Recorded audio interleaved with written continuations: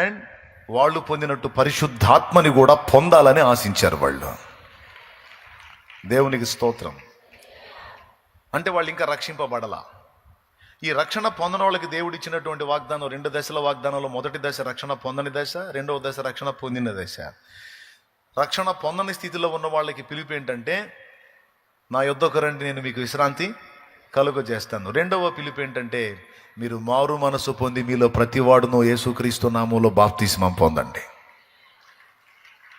దేవునికి స్తోత్రం కలుగును గాక. ఈ రెండేనండి, ఈ రెండే వాగ్దానాలు. మీరు కానీ మారు మనసు పొందితే, పాపక్షమాపణ నిమిత్తం బాప్తిస్మం పొందితే, యేసుక్రీస్తు నామంలో మీరు రక్షణ పొందుతారు. మీరేం పొందుతారు?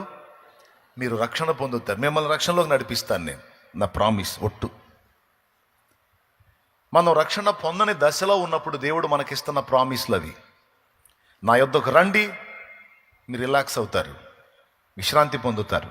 నా యొద్దకు రండి, మారు మనసు పొంది బాప్తిస్మం పొందండి, పాపములు కడగబడతాయి, రక్షణ అనుభవంలోకి వస్తారు, నిత్య నరకాన్ని తప్పించుకొని నిత్య జీవానికి వారసులవుతారు, జీవగ్రంథంలో పేరు సంపాదించుకుంటారు. అది వాగ్దానం. ఇక్కడ ఉన్న వాళ్ళలో ఇంకా నేను మారు మనసు పొందలేదన్నా, నేను ఇంకా బాప్తిస్మం పొందలేదు అని ఎవరైనా అనే స్థితిలో ఉంటే, ఇంకా బాప్తిస్మపు అనుభవంలోకి రాకుండా, రక్షణ అనుభవంలోకి రాకుండా ఇక్కడ ఉన్న వాళ్ళలో ఎవరైనా ఉంటే, నేను ఇప్పుడే ప్రేమతో చెప్తున్నా, ఆలస్యం చేయొద్దు. ప్రభు రాకడా ప్రాణం పోకడా రెండూ తెలియదు గనక దయచేసి 2 చేతులు జోడించి మీకు ప్రేమతో చెప్తున్నా, నరకం భయంకరమైంది, అగ్ని ఆరదు, పురుగు చావదు, చాలా భయంకరమైన యాతనాకరమైన స్థలం అది. అది పాపులకు ప్రాప్తించేటువంటి స్థలం. పాపులమైన మనం అందులోకి చేరకూడదని దేవుడు మనల్ని ప్రేమించి మన పాపాలన్నిటినీ ఆ సిలువ పైన మోసి మన పాపాలకు ప్రాయశ్చిత్తం చేసి కేవలం మన కోసం బలై తిరిగి లేచిన యేసునందు విశ్వాసం ఉంచుట ద్వారా, కేవలం ఆయనను నమ్మి మారు మనసు పొంది బాప్తిస్మం పొంది ఆయన ఎదుట నిలుచుట ద్వారా మనల్నందరినీ నిత్య జీవానికి వారసులుగా చేస్తున్నాడు. నిత్య నరకం నుండి మనల్ని కాపాడతాడు. దీనికి నువ్వు వెండి బంగారాలు ఇవ్వాల్సిన అవసరంలా, పైసా డబ్బులు ఇవ్వాల్సిన అవసరంలా, ఒంటితో నువ్వేం ఫీట్లు చేయాల్సిన అవసరంలా, పైసా ఖర్చు లేదు, ఒంటికి చాకిరి లేదు. మారు మనసు పొంది పాపక్షమాపణ నిమిత్తం బాప్తిస్మం. రోజు పొద్దంతా చాకిరి చేసి సాయంత్రానికి పండుకోవడానికి ముందు స్నానం చేస్తావు కదా, పొద్దంతా చాకిరి చేసిన నువ్వు స్నానం చేసి రిలాక్స్ అవుతావు. ఆ స్నానం ఏదో ఒక్కసారి యేసునామంలో చేయమంటున్నాడు. యేసు ప్రభు నా రక్షకుడు, నా కోసం ప్రాణం పెట్టి తిరిగి లేచాడు, నా పాపాలకు ఆయన ప్రాయశ్చిత్తం జరిగించాడు, ఆయన నా రక్షకుడని నేను ప్రగాఢంగా నమ్ముతున్నాను, విశ్వాసం ఉంచుతున్నాను, ఇందుకు తిరుగులేదు, ఇక నా జీవిత కాలం అంతా యేసే నా రక్షకుడు అని నువ్వు పలికి తీర్మానం చేసి మారు మనసు పొంది రక్షణానుభవంలోనికి వస్తే నీ పేరు జీవగ్రంథంలో రాయబడిద్ది. ఏముందులే వాళ్ళంతే చెబుతారులే అని ఆ మాటల్ని దులిపేసి నువ్వు రక్షణ నిర్లక్ష్యం చేసినా, లేకపోతే తర్వాత చూద్దాంలే అని పెడచెవిన పెట్టినా, రేపు తీర్పులోకి నువ్వు వెళ్ళటం గ్యారంటీ, నీకు నరకం గ్యారంటీ. రేపు అడుగుతాడు, నేను ప్రాణం వల్ల పెట్టి నీ పాపాల కొరకు నా రక్తం చిందించి నీకు అవకాశం ఇచ్చాను కదా కడిగేసుకోమని, ఎందుకు కడిగేసుకోవాలా అని అడుగుతాడు. అప్పుడు ఏం చెబుతావు సమాధానం? కడగబడిన వారిదే పరలోక రాజ్యం, కడగబడని వారిది నిత్య నరకం. కడుక్కునే ఛాన్స్ ఇవ్వకపోతే నా తప్పు, ఇచ్చినా కడుక్కోకపోతే నీ తప్పు.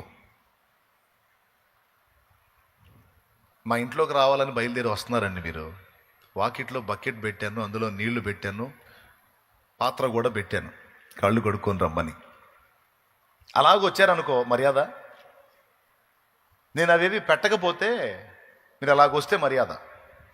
నేను శుభ్రపరచుకోండి అని అవకాశం ఇచ్చి దానికోసం రిస్క్ చేసి నేను ఆ ఏర్పాట్లు చేస్తే మీరు దాన్ని వినియోగించుకోకుండా డైరెక్ట్గా వస్తే నేను ఫీల్ అవుతానా? ఫీల్ అవునా? మీరు ఫీల్ అవుతారా? ఫీల్ అవరా? యేసు ప్రభు పెట్టింది నీళ్లు కాదు, ఆయన పరిశుద్ధ రక్తాన్ని పెట్టాడు. కల్వరి శిలువలో మన కొరకు కార్చిన రక్తమును నీ పాపాలు కడిగేసుకోమని నీకు ధారపోశాడు.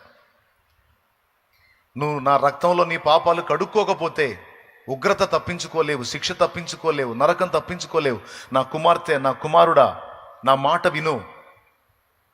అగ్ని ఆరని పురుగు చావని ఆ ఘోరమైన స్థలంలోకి నువ్వు వెళ్ళకూడదు.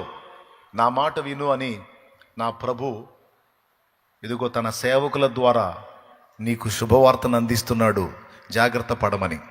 అలా నువ్వు జాగ్రత్త పడ్డావా, ఇక బైబిల్లో ఉన్న వాగ్దానాలన్నీ నీకే. దేవునికి స్తోత్రం కలుగును గాక. ఇక బైబిల్ అంతా నీకే. ఈ 2 వాగ్దానాలు రక్షణకు ముందు, నా దగ్గరకు రా నీకు విశ్రాంతి ఇస్తా, నా యొద్దకు రా మారు మనసు పొంది బాప్తిస్మం పొందు నిన్ను రక్షిస్తా. అది చెయ్యను నువ్వే రక్షించంటే మర్యాద కాదు. అది చెయ్యను నువ్వే రక్షించంటే మర్యాద కాదు. బాయిలో పడ్డోడికి తాడిస్తాం, ఆడేం చేయాలా? ఏం చేయాలా? పట్టుకోవాలా? నువ్వేలాగంటే నిద్రమోహవాడ తాడు పట్టుకోరా అంటాం. పట్టుకోను, లాగాల నువ్వే అంటే ఇక మెడకేసి లాగాల. ఉంటే ఉన్నాడు, పోతే పోయాడని. అంతే కదండి, ఇక వేరే ఆప్షన్ ఏముంది? మరి గురి చూసి మెడకేయాలా, లాగాల పైకి. ఇక రక్షణ తాడు కదా, ఉరితాడు కావచ్చు అది. కాబట్టి ఇక్కడ మానవుడి యొక్క స్పందన కూడా ఉండాలి. తనంతటా తానే విశ్వసించి రక్షణలోనికి రావాలి. ఇది ఒక దశ. ఈ దశలో 2 వాగ్దానాలు మాత్రమే ఉన్నాయి. అది కూడా ఆయన దగ్గరకు వచ్చి రక్షణ అనుభవంలోకి వస్తాయి. ఇక వినండి బాగా, నేను సంపూర్ణంగా చెప్పా. నమ్మి బాప్తిస్మం పొందితే నిత్య రక్షణ. ఆ రక్షణ అనుభవాన్ని నిర్లక్ష్యం చేసి ఆ 7 సార్లే అనుకొని వదిలేస్తే నిత్య శిక్ష.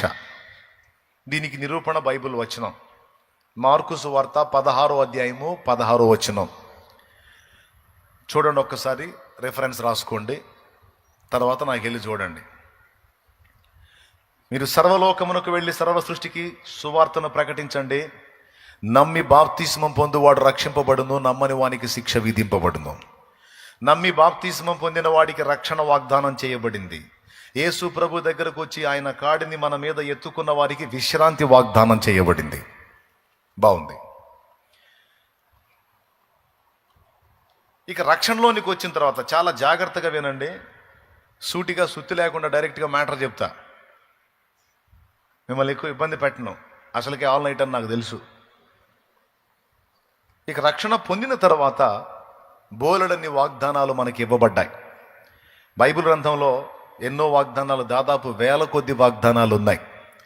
నీ జీవితంలో నువ్వు ఎదుర్కొనే ప్రతి సన్నివేశానికి వాగ్దానం ఉంది. నువ్వు కరువులో ఉన్నావా, ఆహారపు కొరతలో ఉన్నావా, నీ గంపయు పిండి పిసుకు నీ తొట్టియు ఆశీర్వదించబడునన్న వాగ్దానం ఉంది. మంచి గోధుమలతో కొండ తేనెతో నిన్ను తృప్తిపరుస్తానన్న వాగ్దానం ఉంది.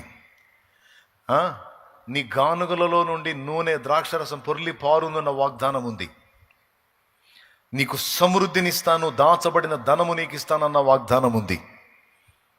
నీ దరిద్రతలో నువ్వు ఉంటే దాని నుంచి విడిపించడానికి బోల్డని వాగ్దానాలు పాత నిబంధనలోను క్రొత్త నిబంధనలోనూ ఉన్నాయి. ఫిలిప్పీ పత్రికలో అయితే మంచి వాగ్దానం ఉంది.